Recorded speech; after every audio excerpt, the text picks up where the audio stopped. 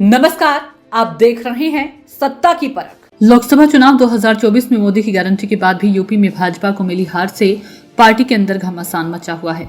भाजपा ने अब अपनी कमियों की तलाश करना शुरू कर दिया। पार्टी यूपी समेत कुछ बड़े राज्यों में खराब प्रदर्शन को लेकर काफी सतर्क है और हार के कारणों पर राष्ट्रीय स्तर पर जुलाई के अंतिम सप्ताह में मंथन करने वाली है। बीजेपी का शीर्ष नेतृत्व पार्टी के खराब प्रदर्शन को लेकर लगातार माथापच्ची में जुटा है। खासतौर पर यूपी जैसे अहम राज्य में पार्टी को जहां करारा झटका लगा, तो यूपी भाजपा में आपसी खींचतान के चलते सब कुछ ठीक नहीं चल रहा है। यूपी में भाजपा कार्य समिति की बैठक में डिप्टी सीएम केशव प्रसाद मौर्य ने कहा कि संगठन हमेशा सरकार से बड़ा रहा है। केशव प्रसाद मौर्य ने ये बयान उस समय मंच पर दिया जब सीएम योगी आदित्यनाथ और प्रदेश अध्यक्ष भूपेंद्र सिंह चौधरी मौजूद थे। सियासी गलियारों में केशव प्रसाद मौर्य के बयान के तरह तरह की मायने निकाली जा रही हैं। सियासी जानकारों का कहना है कि मौर्य का ये बयान सरकार की नाराजगी की वजह से सीधे योगी को चुनौती देने वाला है। केशव प्रसाद मौर्य के बयान के बाद राष्ट्रीय अध्यक्ष जेपी नड्डा ने डिप्टी सीएम केशव प्रसाद मौर्य और भूपेंद्र चौधरी को दिल्ली तलब किया। सूत्रों की माने तो राष्ट्रीय अध्यक्ष ने दोनों नेताओं के साथ यूपी में हार के कारणों सहित कई मुद्दों पर दोनों नेताओं के बीच चर्चा हुई। माना जा रहा है कि जेपी नड्डा ने दोनों नेताओं से लोकसभा चुनाव में सीटें कम होने और यूपी में भविष्य की रणनीति को लेकर चर्चा की है। सूत्रों की माने तो पार्टी संगठन और सरकार में बदलाव के संकेत मिले हैं।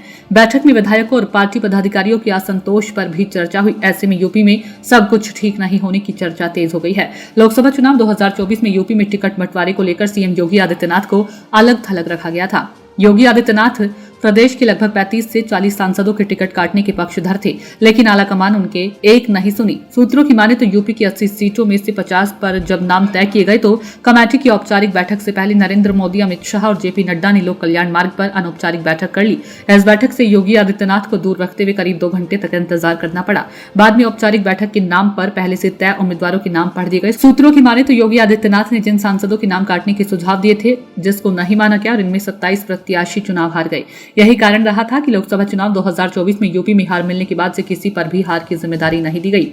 सूत्रों की माने तो योगी पहले से ही जवाब देने के मूड में थे। हार के कारणों का पता लगाने के लिए 40 सदस्यीय टास्क फोर्स बनाई गई, लेकिन उसने केंद्रीय चुनाव समिति के तरीकों और फैसलों की जांच इस टास्क फोर्स ने नहीं की। यूपी बीजेपी प्रदेश कार्य समिति की बैठक के बाद डिप्टी सीएम केशव प्रसाद मौर्य और प्रदेश अध्यक्ष भूपेंद्र चौधरी को दिल्ली बुला लिए गए। इसके राजनीतिक मायने निकाले जा रहे हैं। यूपी में जिस तरह से लोकसभा चुनाव में कई सीटों पर भाजपा को नुकसान हुआ, उसका असर वहां की सियासत में साफ नजर आ रहा है। यूपी भाजपा में घमासान का ये कोई पहला मामला नहीं। इससे पहले सीएम योगी आदित्यनाथ के द्वारा बुलाई गई कैबिनेट बैठकों से गायब रहने वाले केशव प्रसाद मौर्य ने करीब 20 दिन से चुप्पी साध रखी थी। ये चुप्पी भाजपा की प्रदेश कार्य समिति की बैठक में टूटी और मौर्य ने मंच से संगठन को सरकार से बड़ा बता दिया। उन्होंने कहा कि मैं बीजेपी कार्यकर्ता पहले हूं, डिप्टी सीएम बाद में। इसके बाद ही उन्हें दिल्ली तलब किया गया। हालांकि अब बीजेपी नेतृत्व ने सभी राज्यों के लिए डिप्टी सीएम की बैठक बुला ली, जिसमें आगे की रणनीति पर चर्चा होगी। सूत्रों का कहना है कि बीजेपी का केंद्रीय नेतृत्व यूपी समेत अलग अलग राज्यों में कमियों और पॉजिटिव पॉइंट्स को समझना चाहता है। खासतौर पर यूपी में पार्टी कुछ बदलाव से पहले नेताओं की राय भी लेना चाहती है। इसी के मद्देनजर अलग अलग सुझाव मांगे हैं। सियासी जानकारों का कहना है कि यूपी की राजनीति में उठापटक का दौर जारी है। योगी आदित्यनाथ से सीधे टकराने की हिम्मत कोई नहीं कर रहा, लेकिन आने वाला समय योगी के लिए कांटों भरा जरूर है। सत्ता की परख के लिए अवधेश कुमार सिंह की रिपोर्ट।